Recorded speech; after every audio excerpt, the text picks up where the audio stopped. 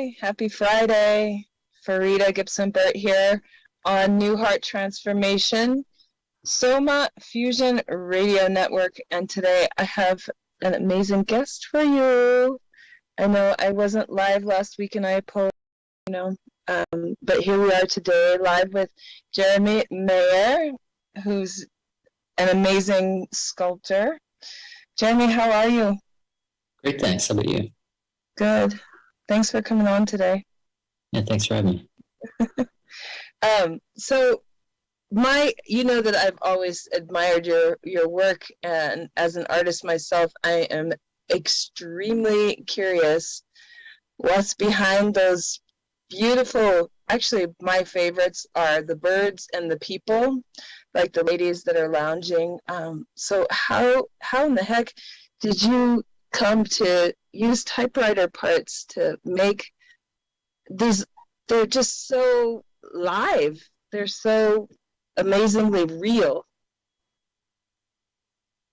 So how I started. Mm-hmm.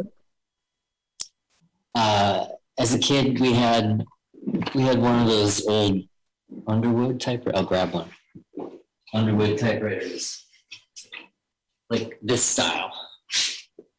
Wow. Clunky cast iron. And we actually used it. I wrote papers on it. My mom would write letters on it. I was 10, so this was about 1982. And I would type. This is when MTV came out, so I would sit on the floor of the trailer in the green shag carpet and type song lyrics from music videos on MTV. So one time I was typing and I'm kind of looking through the typewriter, and there was this video by Queen called Radio Gaga. And bits and pieces of Metropolis in it, edited into it. And I saw all that scenery as I was looking through the typewriter, and it occurred to me that that landscape was kind of inside the typewriter, that cityscape. And I had this really strong urge to take it apart, and I couldn't because I was only 10. I didn't know how to do stuff like that, and my mom would have killed me. So I had to wait with that kind of itch, and I finally got a chance when I was in my early 20s. Somebody handed me a machine, a typewriter to bring to the thrift store, and I decided I was gonna at least take it apart, see if I could make something, see what was in there. But then I started making things, and I kind of got hooked on it. So I've been doing it for 26 years. Wow. And you're in your studio right now. I feel for those who can't see us, because there are some listeners who can't see us, but for those that can't see us, you can see Jeremy's work on, what's your webpage? JeremyMayer.com, Mayer. And so, yeah, you should definitely check it out. But for those of us that can see, I see the lady behind you, and I would love to show her off just as a sample. Yeah. It's pretty incredible. Is she like life size? She's about bigger than life size, about 8 feet tall. Wow. And what's her name? Thea. Mm. Like the Greek Titaness, Poseidon's daughter. Nice. And then the birds that you do are fascinating too. They have moving parts, and I have one right here. The praying mantis is amazing too. Just birds. Yeah. Nice. Things move.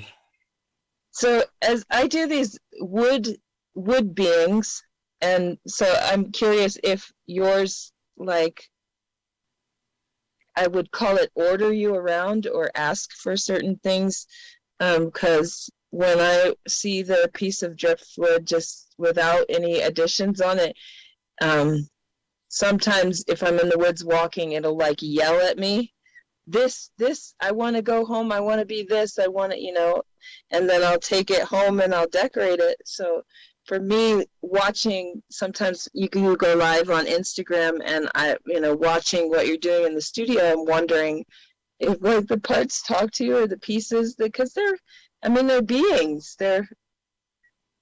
I do most of the talking. That's good. I talk to them as inanimate objects, but yeah.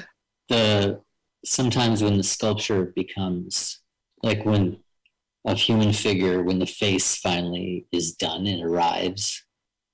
And lately the test for that has been Snapchat filters. If the Snapchat filter works on one of the sculptures, on the face of the sculpture, then it's lifelike enough, for me.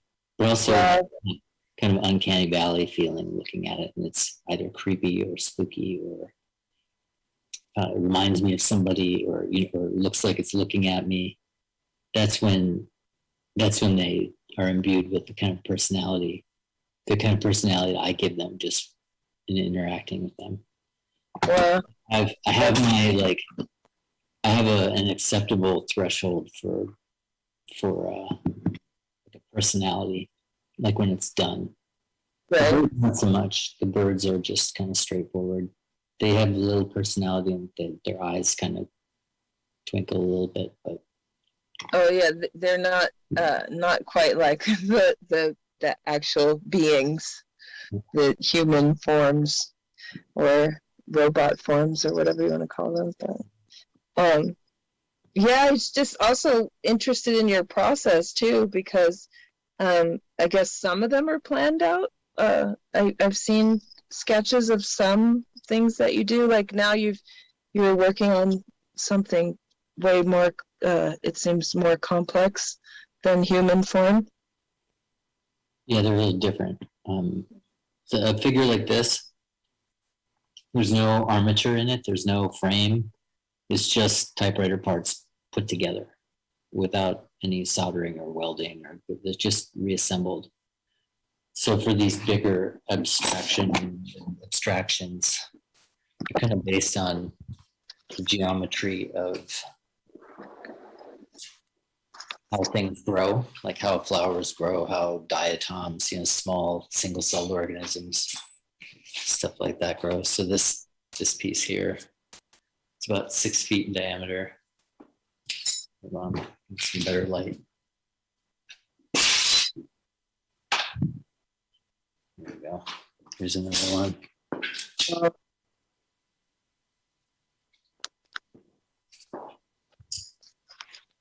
These are on a little frame. Where's one of the frames? There is something else. So I make this laser cut aluminum frame with a little crossbar on it. Yes.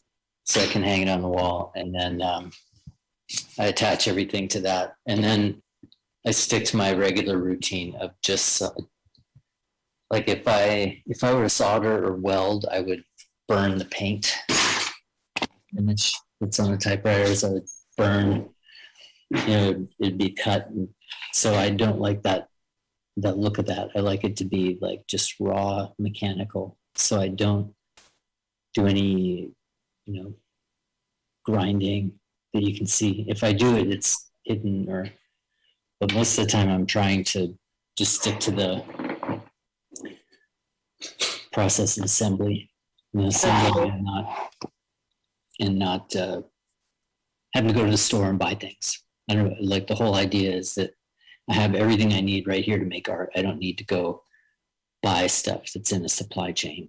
Here's this stuff, this garbage somebody was going to throw away. A lot of people don't think typewriters are garbage necessarily. They should be saved or restored. But some are just garbage, it's a fact. So I get the ones that are on their way that don't. So like it's because I don't want to have to go to the art supply store and buy a canvas and brushes and paint, or if I were a sculptor, like a traditional sculptor, to buy stone, wood, and all the tools I need. All that stuff has a supply chain, and a certain amount of activity that has to happen to deliver that stuff to you. And I don't think art should participate necessarily. I mean, for me, I don't want to participate in that creatively. Like, I think you should just work with what you got laying around. Right. That's amazing. It's a good way. And I know in the county that you're in, there's a ton of that. Yeah. I used to go and to the dump. They have that. Do they still have that at the dump there? They have that area for artists to salvage stuff. And then there's some other places around there. It's a huge community of artists. So it's super nice to have access. It's exactly. Yeah. Sorry. Huh? What was that? What were you saying? I was going to say it's a big part of like Northern California art history. Also, yeah. The art movements that have come out of California in the last 40 years or so. There's a lot of it that has to do with working with what you've got. Yeah.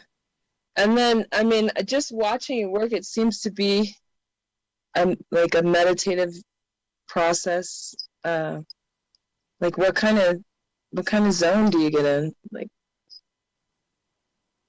where are you when you're I'm just fascinated by what you create. Your pieces are amazing. So I don't know what's going on. It's a good question because it is kind of a zone. It's like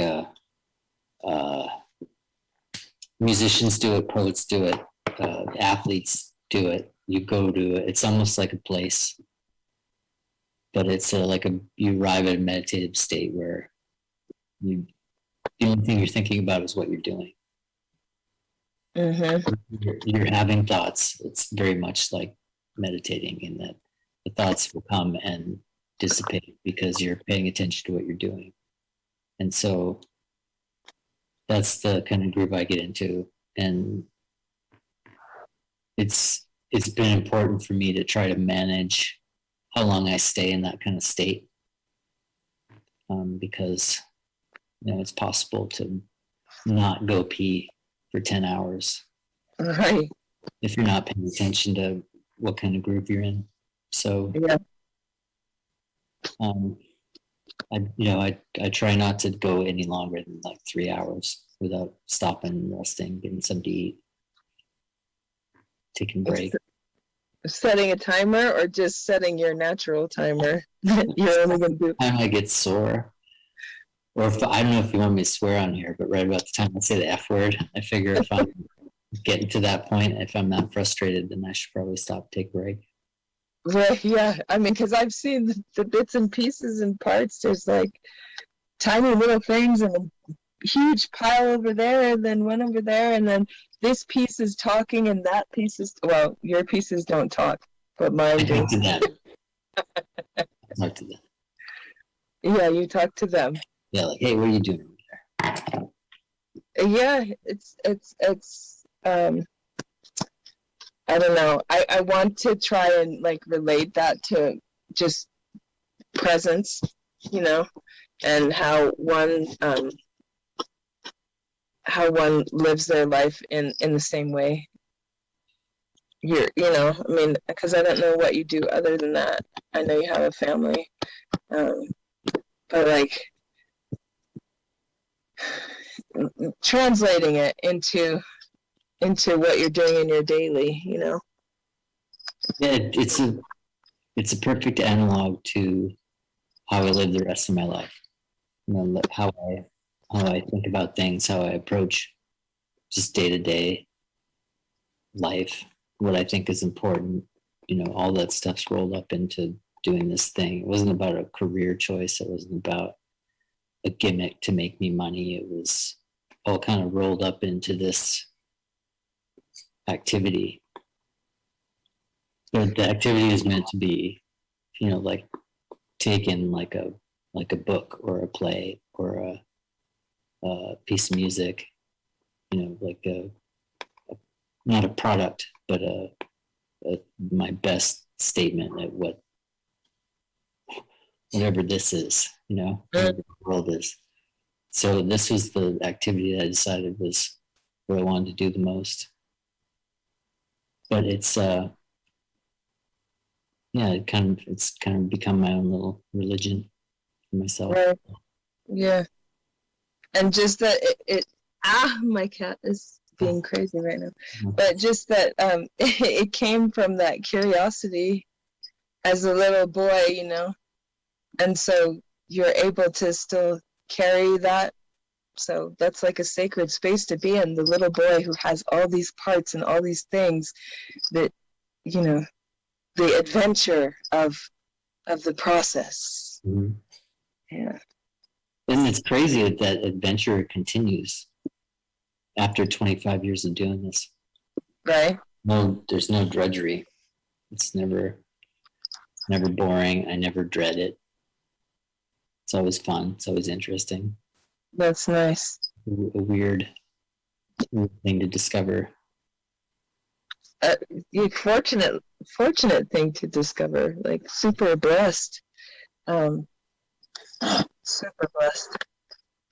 So you didn't go to school. You just taught. You just took apart typewriter and started this. Well, Or, yeah, I took apart the typewriter, and at that time, my ex-wife was working on her master's in painting, and we were still together. So she was working in the studio, finishing her MA, and I'd never gone to college. So I just kind of started working for her professors on their public works projects. And I was making architectural adornments and Hindu deities, things like that. So instead of going to art school, I just went to work for sculptors. So I have art, you know, traditional art training, lots of technical training, mold making, carving, and drawing. And I've always been an illustrator in some way or another. And I started selling my work when I was like 14. nice. So I was doing work, and I already kind of knew what I wanted to do, or I was willing to make that discovery myself without any outside intervention, or, you know, willing to do that without going to art school, or I should have gone to business school. Yeah, but it seems like you seem to be doing just fine, because what found you is quite unique, and it seems to have provided very well for you. Yeah, it gets me to the next month, every month. That's all you really need, I guess. The trusting in them, in them, and what you were designed to create. Do you feel like that's what you were designed to do? Yeah, I don't know. It seems like it'd be a waste to do something else at this point, having done this for so long. Right. There are probably other things I could do, but this is still fun. That's great. And I have, you know, I don't know if you can see how many typewriters I have. I have a lot of typewriters keep me busy for a long time. So you can see. Oh wow, the stash. It's just part of the stash too, actually. Wow. There's a bit more. And then this is the big stash here. Oh wow. And a bunch more over there. So I have plenty of stuff to work with for a long time. And yeah, it's crazy how you just do the work and things fall into place. Well, and that's like the perfect analogy for, like, you know, what I started this radio show for, is like, it's kind of that idea of, if you allow it, it'll come. So if you make the space for it, it's already there, and it'll arrive. Once you have arrived, it will say, hey, I've always been here, and check this out. This is what we're doing. So, like, that's what, you know, I'm finding about life is, sorry, I went out because Kitty took me out. But Production assistant. yeah, she's not a very good videographer. But yeah, just taking the time and really checking in with what you want to create. Like, that 10-year-old guy that you were was just very curious. And I mean, I don't think he ever would have imagined what he's created. Maybe. Maybe he does. Maybe he is present there. I think I still kind of make the stuff that I would have made with Legos when I was a kid. Yeah.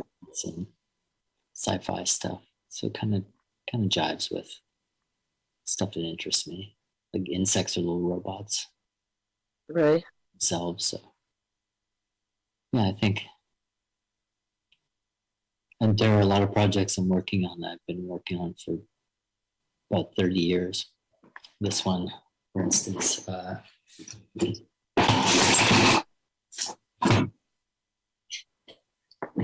hear the bells.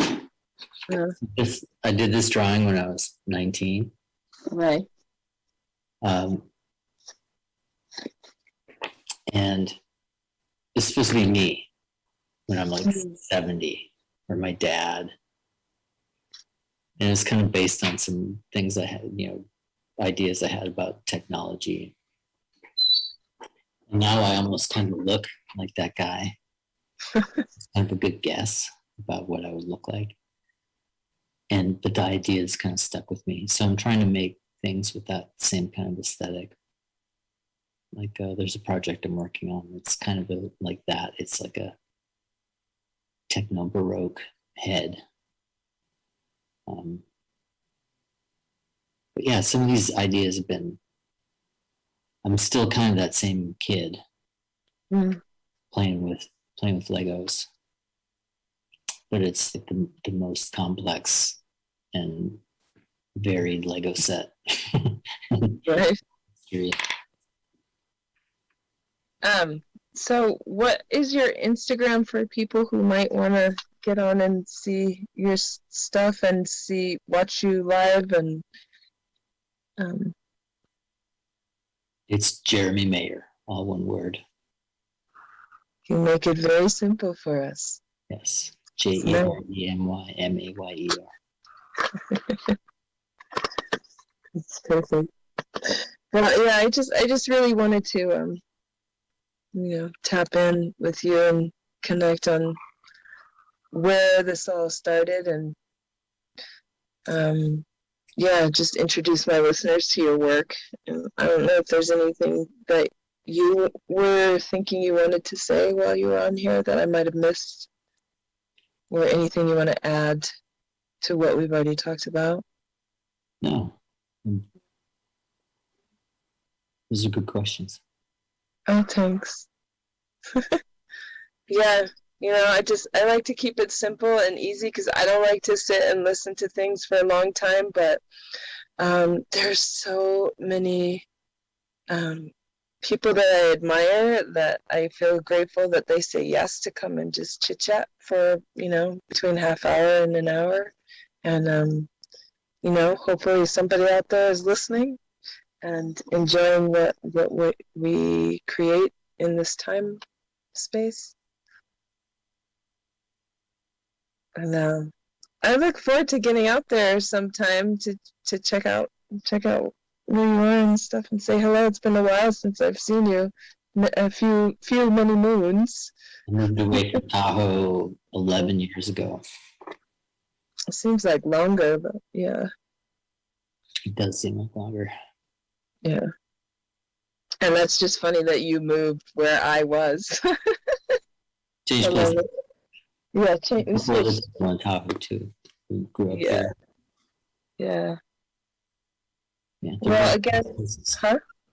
We're both what? They're both really nice places. Yeah, they are. Both very magic and full of great artists.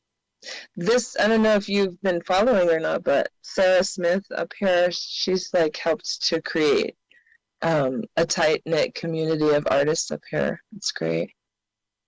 And I just recently got my studio for the healing work that I do and for the hypnotherapy, and I get to display my own artwork, which is fun.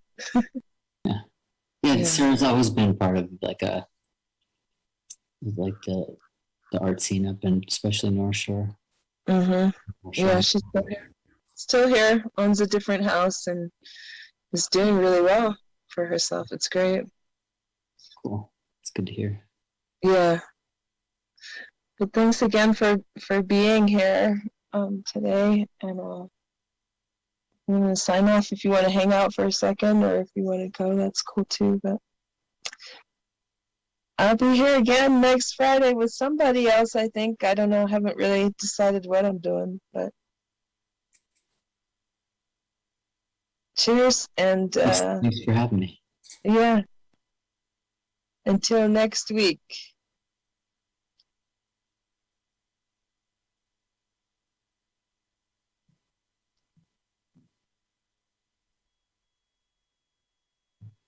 So do a sign off.